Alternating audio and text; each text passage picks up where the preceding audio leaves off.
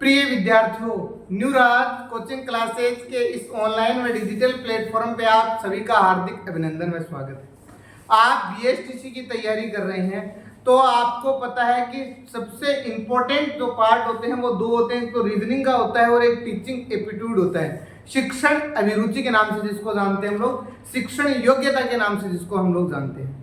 अब आज न्यू राज coaching classes मुकद्दर मंडी में ऑफलाइन कक्षाओं का आयोजन किया गया। कक्षाएं के संदर्भ में आप इस वीडियो को देखना, आपको पूरी बात समझ में आ जाएगी। बीएसटीसी के लिए ब्रह्मास्त्र क्लास है। न्यू राज कोचिंग क्लासेस मुकद्दर मंडी में स्पेशल बीएसटीसी के लिए आज फर्स्ट जो क्लास है वो आपकी शिक्षण योग्यता की टीचिंग एप्टीट्यूड की रहने वाली है। किस संदर्भ में रहेगी, हम जितने भी टीचिंग एप्टीट्यूड के क्वेश्चन है वो भी हल करने वाले हैं। आप वीडियो को देखना, आपको पूरी बातें समझ में आ जाएंगी। तो हमारा जो बीएसटीसी का पेपर है बेटा, उसको 4 खंडों में बांटा गया है। आपको पता है, अगर आप लोग ढंग से तैयारी करते हो तो आपको ये बात पता होना चाहिए कि हम क्या पढ़ रहे हैं और कितना पढ़ रहे हैं और सिलेक्शन किस प्रकार से होगा। पेपर को 4 टुकड़ों में या 4 खंडों में बांटा गया है। पहला जो खंड है उसको आप लोग कहोगे राजस्थान जीके के नाम से, उसको आप जानते हो। दूसरा जो खंड है आप उसको कहोगे शिक्षण योग्यता के नाम से जानते हो, जिसको इंग्लिश में कहते हैं टीचिंग एप्टीट्यूड, ठीक है। तीसरा जो आपका पार्ट है वो है रीजनिंग का, और चौथा जो आपका पार्ट है वो है आपका हिंदी प्लस, अगर सेकंड भाषा आपने संस्कृत को सिलेक्ट किया तो संस्कृत का वरना क्या आपकी अंग्रेजी।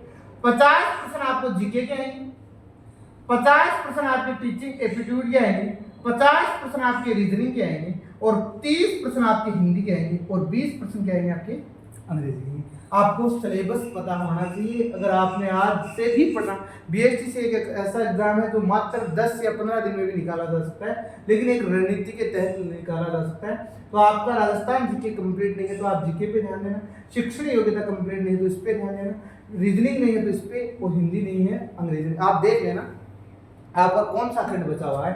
अब आगे देखो, शिक्षण योग्यता में कितने पार्ट हैं? 7 टॉपिक हैं आपके। शिक्षण अधिगम है, ये आपका सिलेबस है। टीचिंग एप्टीट्यूड का, शिक्षण अभिक्षमता का, शिक्षण अधिगम। दूसरा टॉपिक का नाम है नेतृत्व है गुण। तीसरा टॉपिक है सृजनात्मकता, और चौथा टॉपिक है सतत एवं समग्र मूल्यांकन, और 5वां टॉपिक है संप्रेक्षण कौशल, और छठा जो टॉपिक है वो है व्यवसायिक अभिवृद्धि, और 7वां जो टॉपिक है वो है सामाजिक संवेदनशीलता। मैं YouTube पे सातों की सातों क्लास अपलोड करूंगा। आज जो क्लास रहेगी वो रहेगी नेतृत्व गुण से। आप क्लास को शांत मन से देखना, तभी क्लास आपको समझ में आएगी। ये आगे आपको क्या कर रहा है, आपके 7 दोबारा कर रहा हूँ, 7 टॉपिक है। शिक्षण अधिगम है, नेतृत्व गुण है, सृजनात्मकता है, सतत एवं समग्र मूल्यांकन है, संप्रेक्षण कौशल है, व्यवसायिक अभिवृद्धि है, सामाजिक संवेदनशीलता है। अब आगे देखो, नेतृत्व क्या होता है, लीडरशिप क्या होती है। आप लीडरशिप के बारे में इस प्रकार से समझने का प्रयास करना, नेतृत्व क्या है। आप जैसे ही क्लास में अगर छोटे बच्चे रहे होंगे तो क्लास के किसी एक बच्चे को मॉनिटर बनाया जाता था। अब मॉनिटर किसको बनाया जाता था? जो बच्चा प्रतिभाशाली होता था उसको ही बनाया जाता था। आज स्कूल के अंतर्गत देखते हैं, स्कूल में जो आपकी संस्था प्रधान है वो संस्था का क्या कर रहे हैं, नेतृत्व कर रहे हैं। नेतृत्व आप लोगों को, ये टॉपिक आपके सिलेबस में क्यों जोड़ा गया है कि आपको आपके जीवन में एक तो नेतृत्व शैली का खुद के जीवन में आपके नॉलेज बढ़े, और दूसरा आप जब भी क्लास में अध्यापन कार्य करवाने जाएं तो आपके बच्चों के साथ में आप उनमें नेतृत्व का गुण डेवलपमेंट करें। इस प्रकार से आपके ये टॉपिक सिलेबस में जोड़ा गया है। नेतृत्व गुण क्या है? एक प्रशासनिक या शैक्षिक संगठन की सफलता या असफलता बहुत सीमा तक उसके नेतृत्व के गुणों से निर्धारित होती है। ये बात सही है। अगर आपने देखा होगा स्कूल के शाला प्रधान, जो संस्था प्रधान है, अच्छे हैं संस्था प्रधान तो वो बेहतरीन रूप से काम करेंगे। अगर संस्था प्रधान ठीक ठाक आदमी नहीं है तो वह संस्था अपने आप ही एक निरस्ता के मोड़ के ऊपर चली जाएगी। तो कहने का मतलब है कि क्लास में भी इसी प्रकार, अगर क्लास में ढंग का नेतृत्व करने वाला, क्लास में टीचर क्लास को मैनेज करने वाला अच्छा होता है तो क्लास सर्वश्रेष्ठ होती है। तो नेतृत्व गुण क्या है? एक प्रशासनिक या शैक्षिक संगठन की सफलता या असफलता बहुत सीमा तक उसके नेतृत्व के गुणों से क्या होती है, निर्धारित होती है। उसके बाद में नेक्स्ट क्या है नेतृत्व में। नेतृत्व एक गतिशील क्रिया है तथा समूह के सभी सदस्यों के संबंध करने वाले एक ऐसी सामूहिक शक्ति है जो समूह को अक्षुण्ण बनाए रखती है। आपने देखा होगा, जैसे मैं आपको उदाहरण देता हूँ, सुभाष चंद्र बोस ने एक फौज का गठन किया था, आजाद हिंद फौज। अब सुभाष चंद्र बोस का नेतृत्व मजबूत था तो आजाद हिंद फौज भी क्या थी, मजबूत थी। आपने देखा होंगे भारत के स्वतंत्रता आंदोलन पढ़ेंगे तो महात्मा गांधी जी ने जिस भी आंदोलन का नेतृत्व किया वो आंदोलन निश्चित रूप से सफल रहा। तो नेतृत्व में क्या होता है कि नेतृत्व एक गतिशील प्रक्रिया है, निरंतर चलती रहती है तथा समूह के सभी सदस्यों के संबंध रखने वाली एक ऐसी शक्ति है जो समूह को अक्षुण्ण बनाए रखती है।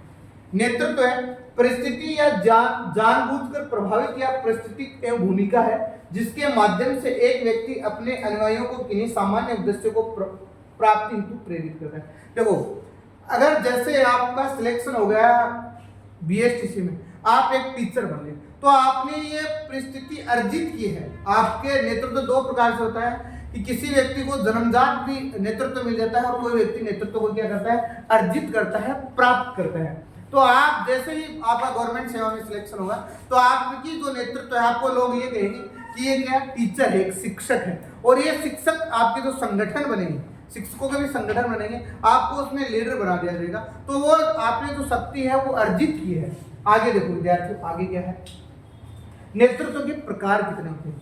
नेतृत्व है कि जो प्रकार होते हैं वो 3 होते हैं। कौन कौन से नेतृत्व होते हैं? प्रजातांत्रिक नेतृत्व होता है, निरंकुश नेतृत्व होता है और हस्तक्षेपवादी नेतृत्व होता है।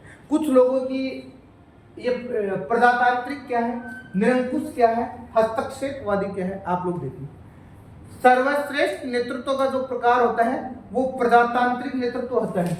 ये क्या है, मैं आपको इसकी विवरण बताता हूँ, इसका आपको डेफिनेशन बताने की कोशिश करता हूँ। प्रजातांत्रिक नेतृत्व किस प्रकार का नेतृत्व है, देखना था। इस प्रकार के नेतृत्व में नेता अपने अधिकारों को विकेंद्रित करता है, मतलब जो अपने अधिकार